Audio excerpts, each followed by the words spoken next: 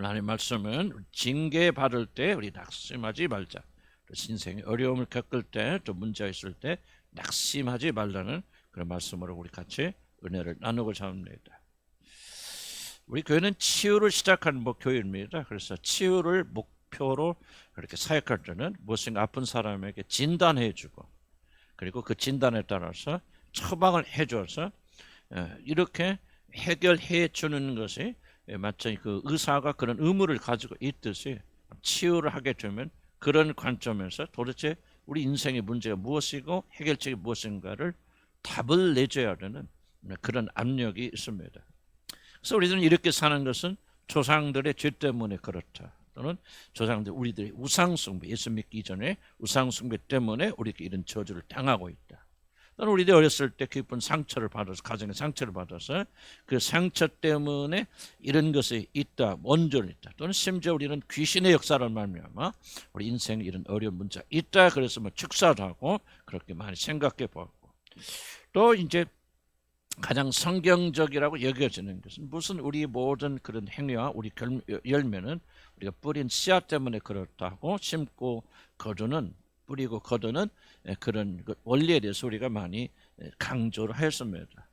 물론 저는 앞에서 말한 모든 것들이 다 틀렸다라고 말하는 것은 아닙니다. 어떤 얘기는 이런 원인이 있고 어떤 얘기는 저런 원인이 있습니다. 근데 저는 앞에서 모든 것들이 보면서 다 일리는 있고 맞기는 하지만은 모든 경우에 다 이것들이 통하는 것은 아니다 하는 것을 저는 알게 되었습니다. 적지 않은 자들에게는 심지어 인과 응보의 법칙이 전혀 적용되지 않기 때문에 오히려 선한 일을 하고 하나님의 뜻대로 살려고 하는 자들에게는 연이어 어려움이 일어나기도 하고, 또 악한 자들이 이 세상에서 아무런 처벌도 받지 않고 승승장구를 하는 것을 보면서 저는 시편 73편을 쓴 아삽이라는 그런 시인이 이런 것을 보면서 실족할 뻔하였다 그랬는데, 저도 같은 마음을 이렇게 느껴봅니다. 또 부모에게 많은 폭력도 당하고 가족에서 정말 어려운 그런 환경을 가졌던 사람이 나중에 자라서 어른이 되어서 도리어 주님을 뜨겁게 사랑하고 그리고 많은 면에서 성공하는 것을 바라보면서 이건 꼭 이렇게 상처 때문에 그런 것은 아니로구나 하는 그런 생각을 저는 많이 해보았습니다. 물론 저는 지금도 앞에서 말한 모든 요소들이 다 틀렸거나 우리들이 부인해야 된다라고 그렇게 생각하지 않고 저는 그렇게 가르치지 않습니다. 이런 이론들이 인간 고통과 고난을 다 설명하기는 부족하다. 그러나 이런 것으로는 다 인간 고통을 설명하기는 어렵다 하는 점을 저는 발견하게 되었습니다. 특히 그리스도를 주님으로 삼아서 하나님의 자녀들이라고 불리는 자들, 그래서 믿음으로 발버둥을 살려고 발버둥을 치는 자들에게도 끊임없이 어려움이 임하는 것을 볼 때에 우리 그리스도인들이 당하는 고통과 고난의 진정한 의미를 우리가 올바로 이해하지 않으면은 우리 그리스도인의 삶 속에 많은 혼란이 일어날 수도 있겠다라고 하는 그런 생각을 저는 많이 해봤습니다. 그래서 저는 오늘 여러분과 함께 히브리서 12장에서 사도가 가르치는 하나님의 자녀들에게 내리는 벌이 아니라 징계에 대해서 나는 여러분에게 같이 나누고자 합니다. 저는 아무쪼록 인생의 어려움을 경험하면서 또는 막히거나 왜 이렇게 힘들지, 왜 이렇게 문제가 일어나지, 하나님을 믿으면서도 이 신앙을 고백하지만은 왜 그렇게 이런 고난이 고통이 끊어지지 않지 하고 의문을 가진 분들에게 이 말씀을 통해서 여러분 치유하시고 그리고 자유케 되기를 하는 진심으로 축복합니다. 우리가 이것을 잘 이해하려면 먼저 벌과 징계의 차이를 우리가 잘 이해해야 된다. 그래서 제가 이 주보에 빽빽하게 존 칼빈이 징계와 벌의 차이가 무엇인가를 그렇게 했으니까 잘 참조하시기 바랍니다. 존 칼빈이라는 위대한 신학자는 징벌과 징계를 이렇게 말합니다. 형벌의 심판, 즉 벌이라고 하는 것은 하나님께서 그의 원수들을 향하여 복수하시는 심판으로서 이를 통하여 하나님은 그들을 향하여 자신의 진노를 발하시고 벌받는 자들을 혼란에 빠뜨리시고 그들을 흩으시고 완전히 멸절시키기 위하여 벌을 주신다 그렇게 말합니다. 그러나 하나님의 자녀들에게 주시는 징계 심판에는 하나님께서 노여워하심이 그렇게 심하지 않고 징계받는 자들 완전히 멸망시킬 정도로 벌하지는 아니하신다. 그러므로 이 경우에는 형벌 혹은 복수라기보다는 오히려 교정과 훈계로 보아야 할 것이다라고 저 유명한 칼빈은 이렇게 벌과 징계를 나눠서 설명합니다. 하나님께서 누구에게 형벌을 내리신다고 하는 말은, 벌을 주신다는 말은 나는 이제 너와 상관이 없어, 끝이야. 그러니 나는 어떤 자비도 너에게 주지 않고 네가 행한 그대로를 내가 심판할 거야 하는 그런 무서운 뜻이 있습니다. 바로 죄에 대한 하나님의 분노가 이 형벌의 중심이고, 하나님의 무서운 진노가 임할 때 그 모든 자들은 마치 소돔과 고모라가 멸망하였듯이, 그리고 여호수아 장군이 가나안에 들어가서 그 가나안의 성들을 어린 아이조차 하나도 남기지 않고 다 죽여 없앴듯이 그런 무서운 심판이 임하게 되는 것입니다. 그러나 우리 그리스도인들이 이 세상에 살면서 당하는 어려움과 고난은 하나님께서 자기 자신이 아닌 백성이 아닌 자들에게 주시는 형벌과 벌과는 전혀 다른 그런 징계라고 부르는 그런 것입니다. 징계는 벌을 주시는 것이 아니라 자신이 사랑하는 자들이 더욱더 나은 사람이 될 수 있도록 그들을 교정하고 훈계하는 것을 가리켜서 징계라 그렇게 말합니다. 그냥 그대로 놔두면 형편없는 사람으로 살 수밖에 없기 때문에, 더 나은 사람이 되지 못하기 때문에 하나님께서는 구원받은 우리들을 향하여 채찍을 드셔서 자신이 사랑한 우리들 가르치고 훈계하시는 것, 벌이 아니라 징계라고 그렇게 말씀하시는 것입니다. 그러면 우리 그리스도인들은, 하나님 믿는 자들은 어려운 일을 당할 때마다, 인생 같은 고난과 고초를 당할 때마다 이것은 하나님께서 나를 영원히 버리시는 진노의 심판, 형벌이 아니고 무엇인가 나를 바꾸시려고, 그리고 무엇인가 더 좋은 사람으로 만들어 주시려고 하시는 하나님의 은혜와 사랑의 채찍이구나, 그렇게 생각을 바꾸고 하나님의 징계를 받아들여야 됩니다. 바로 이것이 그리스도인들이 인생의 어려움을 이기는 첫 번째 출발이라 저는 그렇게 생각합니다. 그리스도인들이 받는 것은 어떤 종류의 어려움을 받든, 혹시라도 우리 실수와 실패를 통해서 우리가 받는 것이라 할지라도, 그리스도인들이 받는 모든 어려움은 하나님이 여러분이 미워서 주시는 벌이 아니고 형벌이 아니고 여러분을 사랑하셔서 여러분을 고치시는 징계라고 하는 사실을 믿으시기를 난 주의 이름으로 간절히 축복합니다. 이제 두 번째로, 여러분이 벌과 징계 다른 점을 이해하셨다면 이제 징계를 받는 자들이 조심해야 할 두 가지가 있습니다. 이 두 가지를 오늘 성경이 우리에게 가르칩니다. 성경은 우리들이 징계를 받을 때 두 가지를 조심하라고 5절에서 이렇게 말씀하십니다. 첫 번째가 뭐냐? 그래서 징계를 가볍게 여기지 말 것과 그 다음에 꾸지람을 들을 때 낙담하지 말라는 두 가지를 우리에게 주의하십니다. 자, 우리들이 징계를 당할 때 그것이 무엇이 되었든지 간에 우리들은 절대로 하나님의 징계를 가볍게 여기고 무시해서는 안 됩니다. 적지 않은 자들은 하나님의 징계를 받으면서도 그것을 가볍게 여기고 아무것도 아닌 것 같이 여기는데, 이것은 매우 큰 비극이 아닐 수 없습니다. 그럼 성공하는 사람과 실패하는 사람의 극적인 차이 중에 하나가 바로 여기에 있습니다. 성공한 사람들은 자신이 혼나는 것을, 그리고 징계받는 것을 매우 심각하게 받아들입니다. 비록 그것이 쓰고 수치스러운 일이라 할지라도 지혜로운 사람들은 징계를 받을 때 그것을 마음에 두고 다시는 그 실수를 포함하지 않도록 발버둥을 칩니다. 그래서 이들은 더욱더 발전하게 되고 결국은 성공하게 되는 것입니다. 그러나 실패하는 자들은 징계나 훈계나 조언을 매우 가볍게 여깁니다. 마음에 새기지 않습니다. 너무 낙천적인지 몰라도 징계를 받으면서 인생에는 다 그런 거야, 뭐 실수도 있고 실패도 하는 거지, 뭐 이런 거 가지고 뭐 그렇게 심각하게 생각할 필요가 어디가 있어?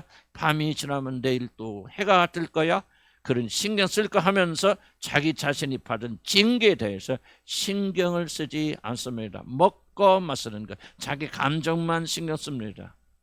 그러나 이러한 자세는 낙천적인 것도 아니고 긍정적인 것도 아니고 믿음도 아닙니다. 사도는 너희가 징계를 받을 때 가볍게 여기지 말라고 우리에게 경고하고 있지 않습니까?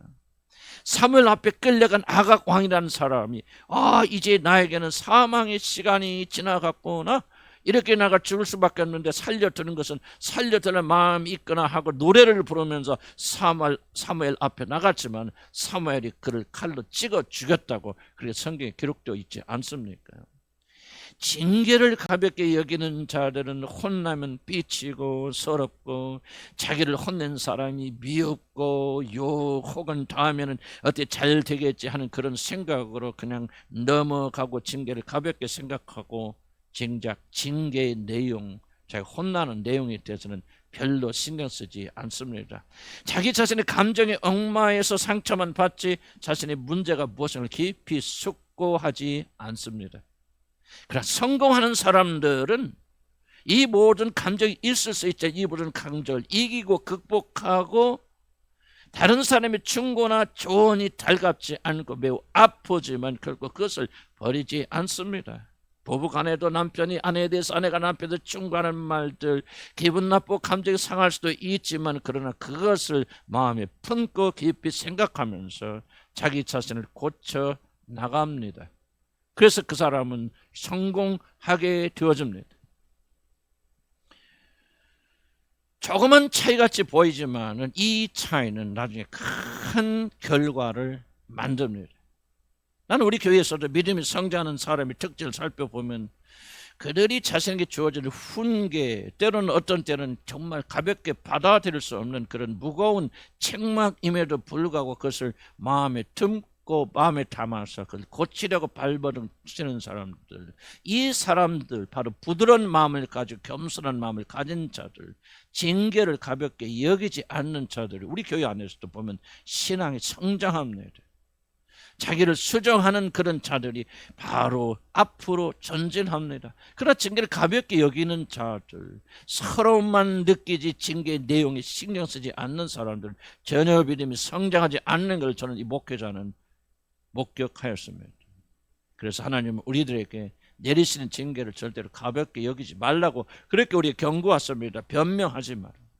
누구 때문에 내가 이 꼴이야 그렇게 자신의 실패를 다른 사람에게 책임 전가하지 않고 대신 나의 부족함과 잘못이 무엇인가, 내가 무엇이 모자란가, 무엇이 잘못됐는가, 다음에는 내가 이것을 보충해서 이렇게 하지 않아야지 하고 경계를 무겁게 여기고 그 경고를 받아들여서 고치는 사람들은 하나님과의 관계뿐만 아니라 사람들의 관계 속에서도 성공할 수 있는 그런 사람들이 되어집니다.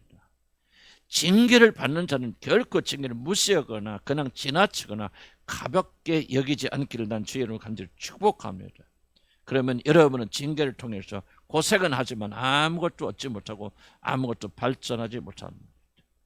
그래서 성경 두 번째로 또 뭐라고 말합니까? 낙담하지 말라, 그렇게 말합니다. 하나님으로부터 징계를 받을 때 우리들의 삶에 어려움이 처들 때 우리에게 가장 먼저 찾아오는 생각이 뭐냐면 도대체 내가 무엇을 잘못해서 무엇이 부족하길래 하나님이 이렇게 나에게 어려움을 주실까 하는 그런 위축되는 생각이 가장 먼저 찾아옵니다.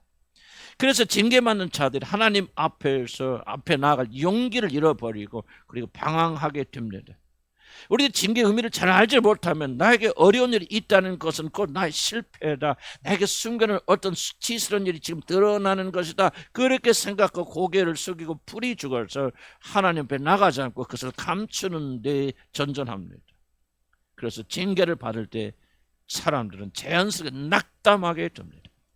어려운 일이 생길 때마다 적지 않은 그리스도는 나는 이것밖에 안 되나, 우리 가정은 이것밖에 되지 않는가, 정말 해도 되는 것이 없구나, 이러다가는 우리가 크게 실패해서 우리 가정이 정말 부끄러운 것이 드러나겠구나 하는 부정적인 생각에 사로잡히기가 쉽습니다. 이러한 것이 바로 징계 받을 때 우리가 낙담하는 일이요, 이 일을 하지 말라고 하나님께서 권면하시는 것입니다.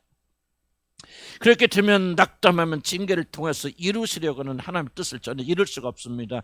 발전할 수가 없습니다. 왜냐하면 낙담하는 자들은 자신을 고치리라, 더 나아지라는 용기를 낼 수가 없기 때문에 그렇습니다. 한번 여러분 생각해 보시기 바랍니다. 왜 그리스도인들이 징계를 받을 때 그렇게 낙담하는 진짜 이유가 무엇입니까?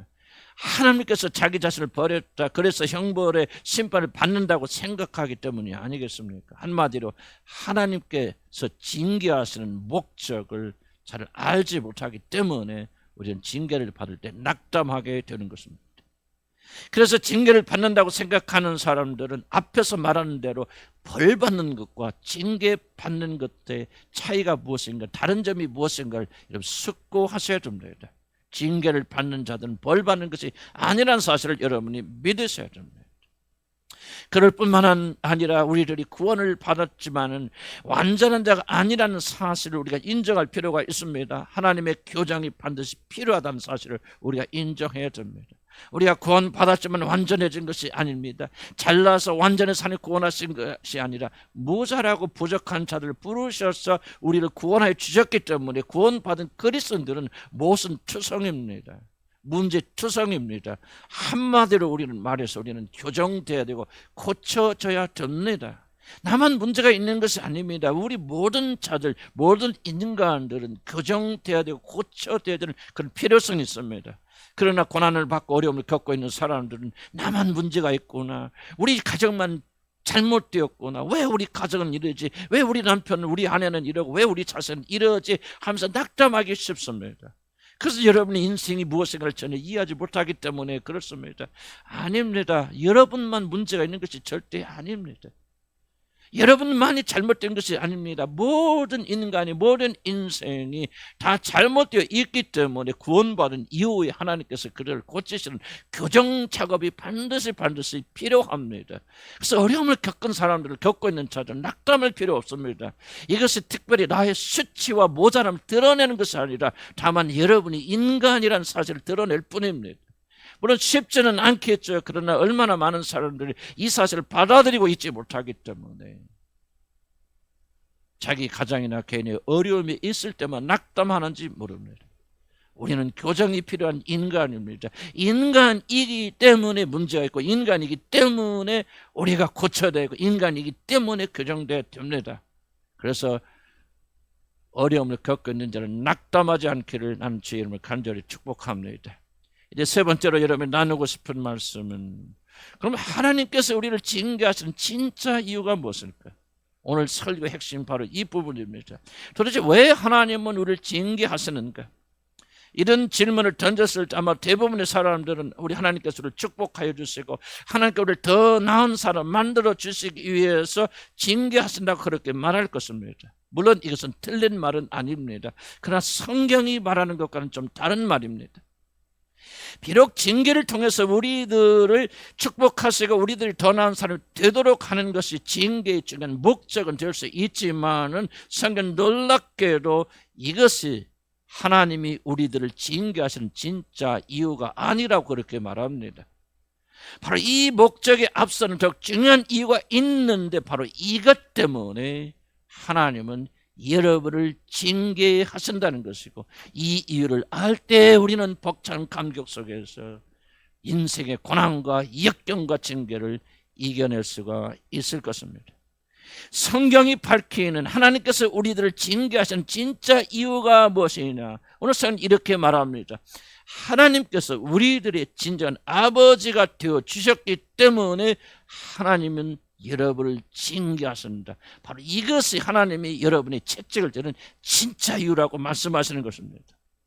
전에는 원수였던 하나님께서 아들의 피로 우리를 화목하시고 우리들의 아버지가 되어 주셔서 우리들을 향한 사랑이 이제는 전보가 달라지고 전과는 달라지고 특별하여지니 징계를 안 할래야 안 할 수 없는 그런 심정이 되었더라.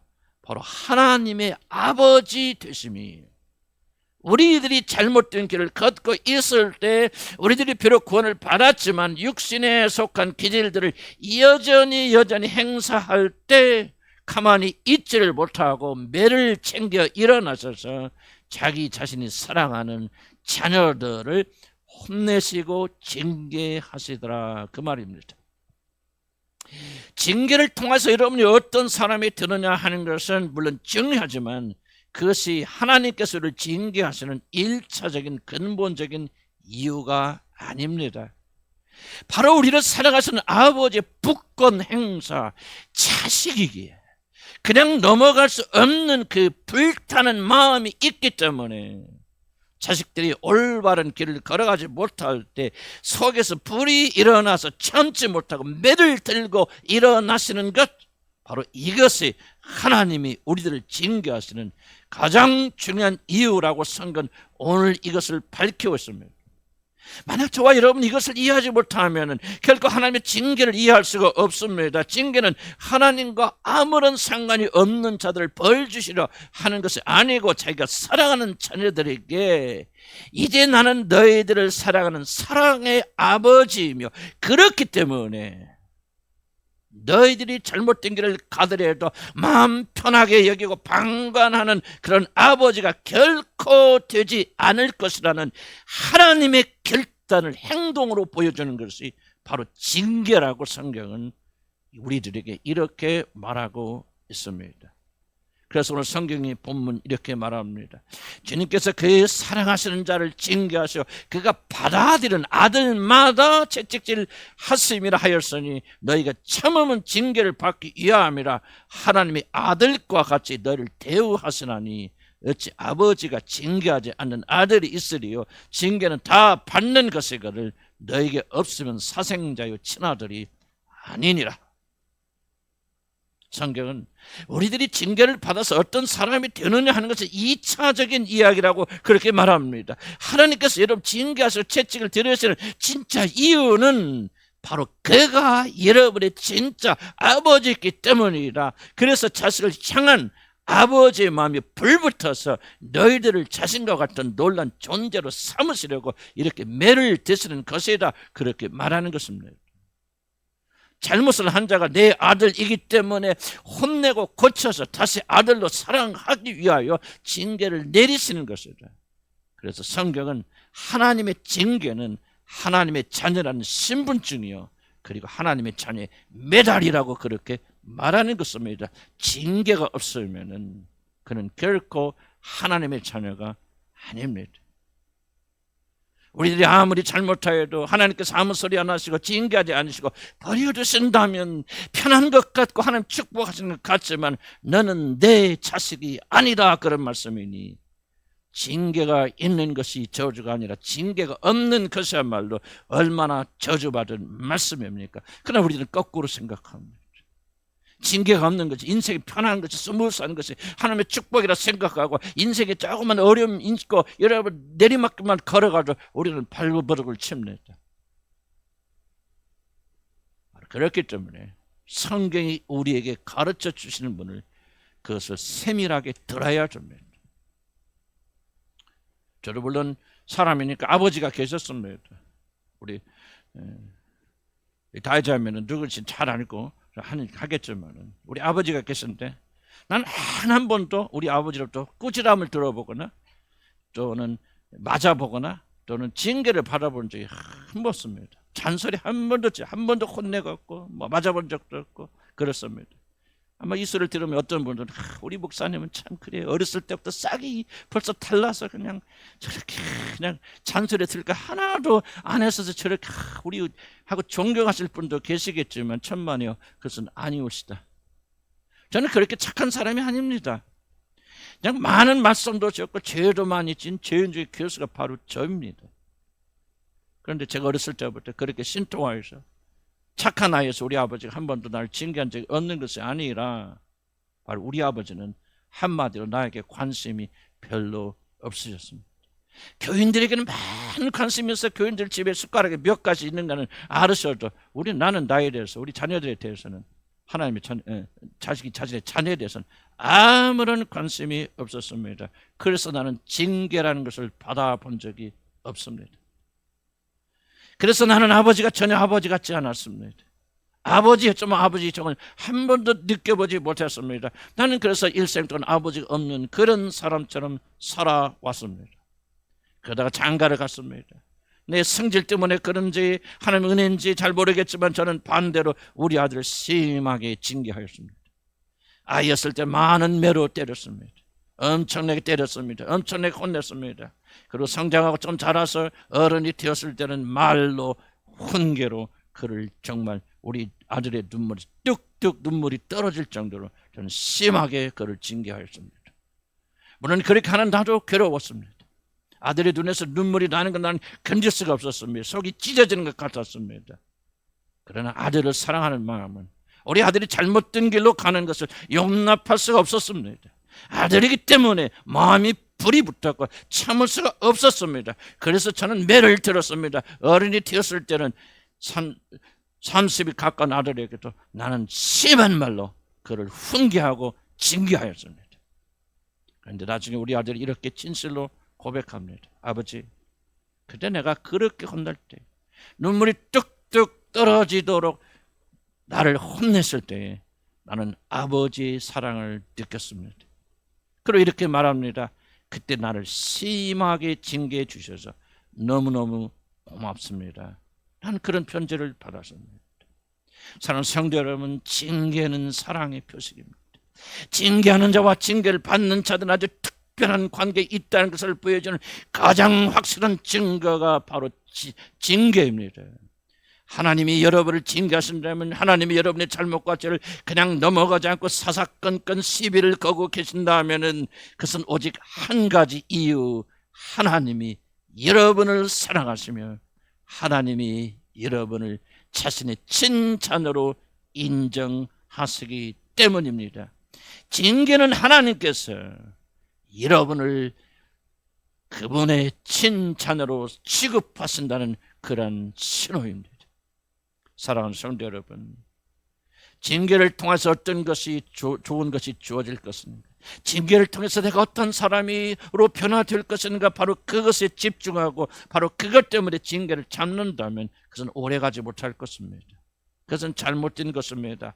우리들이 징계를 받을 때 정말 용기를 내고 낙담하지 않고 징계를 견뎌낼 수 있는 힘은 다른 것이 아니라 내가 징계를 받는 것은 하나님이 나의 아버지이시기 때문이구나, 그가 나를 사랑하시는구나, 바로 하나님이 징계하신 진짜는 나를 하나님의 친자녀로 삼아주시는 것이나 그렇게 깊이 생각하게 될 때 그는 징계를 견뎌낼 수가 있을 것입니다. 우리 아들이 그 비밀을 깨달았기 때문에 눈물을 철저히 흘리면서도 아버지의 사랑을 느꼈기 때문에 지금도 말합니다. 아버지, 내가 잘못된 것은 빨리 말해 주세요. 지적해 주세요. 잘못된 거 고치겠습니다. 그런 자세를 가지게 된 것은 다른 것은 아니요, 징계의 의미, 하나님께 징계를 할 수 있는 참된 이유를 그가 발견했기 때문이 아니겠습니까? 하나님이 우리들 참 자녀로 대우하실 때 세상의 복으로 축복하는 것이 아니라 매를 드시고 징계하심으로 우리를 축복하십니다. 물론 모든 자들이 이 말씀을 받을 수 있는 것은 아닙니다. 그러나 하나님의 영이 우리 안에 계시고 성숙한 그리스도인들은 이 말의 참된 의미를 발견하여서 인생이 어렵고 힘들 때마다 힘은 드시지만은 그렇구나, 이것은 사랑의 매구나, 하나님이 나를 참 자녀로 인정하고 계시구나, 그렇게 생각하면서 달갑게 참고 견디고 인내할 것이라고 저는 그렇게 생각합니다. 나는 요즘 들어 친히 깊이 생각하는 것은 그렇구나, 우리의 생각, 우리 가치로 이 모든 어려움을 이겨낼 수 있는 것은 아니구나, 성경이 우리에게 보여주고 안내하는 줄, 정말 우리 안에서 참된 그런 감사와 감격, 힘이 우러져 나오는 것은 그래, 우리 생각에는 우리 징계를 받고 나면 이렇게 좋아질까, 저런 축복이 있을 거야, 그런 것을 보면 우리가 따라갈 것까지 그렇게 우리는 생각하지만 인간의 모든 깊은 부분을 아시는 하나님께서는 너의 마음이, 너의 영혼의 중심이 아버지의 사랑으로 격동되기 전에는 너희들은 이 세상의 징계와 고난을 이겨낼 수 없다는 사실을 우리에게 정확하게 설명하여 주신 것이고, 나는 이것이 참으로 옳은 말씀이라 그렇게 생각합니다.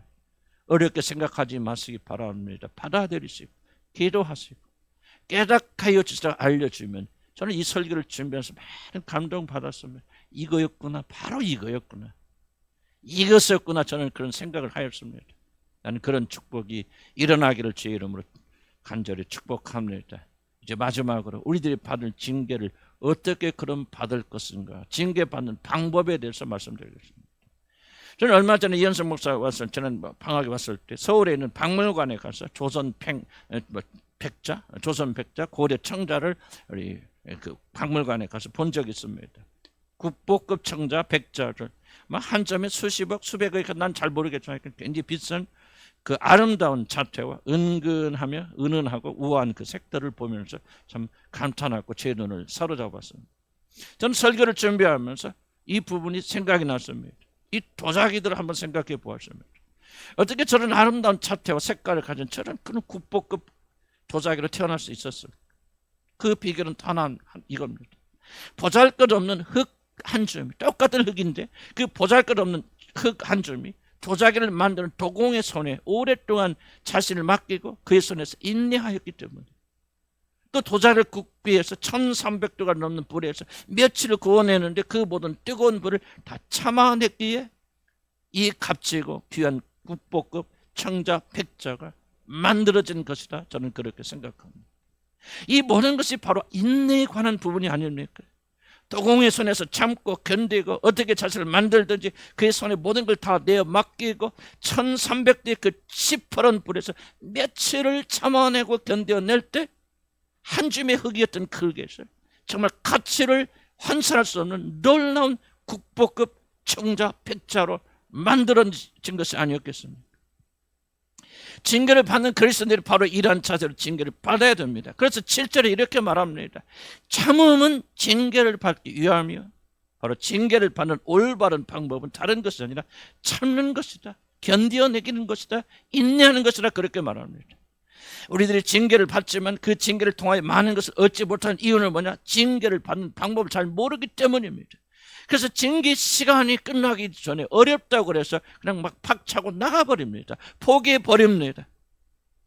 그러나 이것을 기억하시기 바랍니다. 만약 귀한 도자기를 만든 도공의 손을 이 흙이 뿌리쳤다면 도공은 그것을 가지고 다시 반죽해서 요강단지를 만들어 버렸을 것입니다. 뜨거운 불이 실어서 불에서 나와버렸다면 그것은 쓸모없는 그릇이 되어져서 도공의 망치를 가지고 사정없이 깨버려서 사람들이 밟고 지나다니는 사기 조각에 불과해질 것입니다. 그렇기 때문에 징계를 받는 자들은 이 징계가 다 끝날 때까지 침묵하면서 견뎌야 됩니다. 인내하면서 견뎌내야만 징계의 목적은 이루어집니다. 다른 방법 없습니다. 다른 길이 없습니다. 쉬운 길이 없고 다른 비결이 없습니다. 징계를 받는 자들은 그 징계가 지나갈 때까지 입 다물고 꼭 참아야 됩니다. 견뎌내야 됩니다. 그 안에서 인내하면서 하나님의 목적이 이루어지도록 자기 자신을 맡겨야 됩니다. 그럼 다윗을 낳습니다. 다윗이 자기 자신에게 아주 충성된 신하였던 우리아의 아내를 빼앗기 위해서 그를 죽여버리고 그 여자를 자기 아내로 만들었습니다. 하나님은 분노하셔서 다윗을 심하게 징계하십니다. 그래서 아들 압살롬이 반역을 하고 백성들의 모든 마음이 그 압살롬에 기울어져서 이제 그는 신하들과 함께 도성 예루살렘을 버리고 이제 도망을 가게 되었습니다. 그 도망을 가는 길에 시므이라고 하는 그런 사람이 나와서 다윗에게 입에 담지 못할 욕과 저주를 하면서 심하게 다윗을 모독합니다. 그 옆에 있던 군사의 장군들이 이렇게 말합니다. 저 개같은 놈을 내가 당장 가서 죽여버릴까요? 그럴 때 다윗이 이렇게 말합니다. 내버려 두어라. 하나님께서 저들에게 나를 저주하라 그러셨는데 누가 막을 것이냐? 버려 두어라. 그렇게 말하며 다윗은 시므의 온갖 욕설과 저주를 참아냅니다. 인내합니다. 다윗이라고 해서 그것이 쉬웠겠습니까? 그래서 시편 38절에서 이렇게 그때의 심정을 고백합니다. 내가 말하기를 나의 행위를 조심하여 내 혀로 범죄하지 아니하리니 악인이 내 앞에 있을 때 내가 내 입에 재갈을 먹이리라 하였도다. 내가 잠잠하여 선한 말도 하지 아니하니 나의 근심이 더 심하도다. 내 마음이 내 속에서 뜨거워져서 작은 소리로 읊조릴 때 불이 붙으니 나의 혀로 말하기를 여호와여 나의 종말과 연한이 언제까지인지 알게 하사 내가 나의 연약함을 알게 하소서. 다윗이 정말 속이 썩었습니다. 불이 났습니다. 어쩔 줄 몰랐습니다. 그럼에도 불구하고 끝까지 참고 견디고 자기가 가진 시험을 통해서 시므이와 다른 조롱하는 자들의 입을 막지 아니었던 이유는 바로 이것이 하나님으로부터 나온 징계라고 하는 사실, 벌이 아니고 형벌이 아니고 그를 영원히 멸하시는 것이 아니라 잘못된 자기를 고치셔서 다시 회복시키려는 하나님의 징계요, 이것이 하나님의 자녀됨을 듣고자 하는 사실을 알았기 때문에 다윗은 끝까지 침묵하면서 이 모든 고난과 저주와 아들이 자기를 배반하는 이런 모든 쓰라림과 아픔과 그 뒤에 있는 모든 자들이 그를 조롱하며 비웃는 이 모든 앞에서 그는 끝까지 침묵하고 견뎠기 때문에 하나님께서 그를 세우셔서 다시는 쓰러지지 않는 위대한 왕으로 만들어 주신 것입니다. 사랑하는 성도 여러분, 징계를 받을 때, 어려운 고난을 받을 때에 케이스마다 다를 수는 있겠지만 건져 달라고 그렇게 기도하지 마시기 바랍니다. 이것을 빨리 끝나게 해달라고 그렇게 기도하지 않기를 나는 주님을 간절히 축복합니다. 참고 견디고 인내하면서 그 안에서 죽기를 나는 주 예수 그리스도의 이름으로 간절히 축복합니다. 오직 주님의 뜻대로 주님이 원하신 대로 이루시옵소서. 이런 고기를 끓일 때 그 고기가 완전히 죽이 될 때까지 퍽퍽 끓이면 고기가 죽이 됩니다. 끓을 때까지 우리는 인내하며 견뎌야 됩니다. 그래서 하나님의 때가 되면, 하나님이 정하신 기간이 되면 여러분을 높이실 것입니다. 나는 자신 있게 말씀드릴 수 있는 것은 이것이 내 삶에 일어났던 것이고 우리 가정을 회복했던 놀라운 축복의 도구였기 때문에, 내 신앙의 고백이었기 때문에 나는 단호하게 담대하게 여러분에게 말씀드릴 수 있습니다. 징계를 받는 자들은 일어서지 마시고 참고 견디고 인내하시고 그 안에서 완전히 죽으시기를 나는 주의 이름으로 간절히 기원합니다. 그렇게 참아야 될 이유는 징계는 저주가 아닙니다.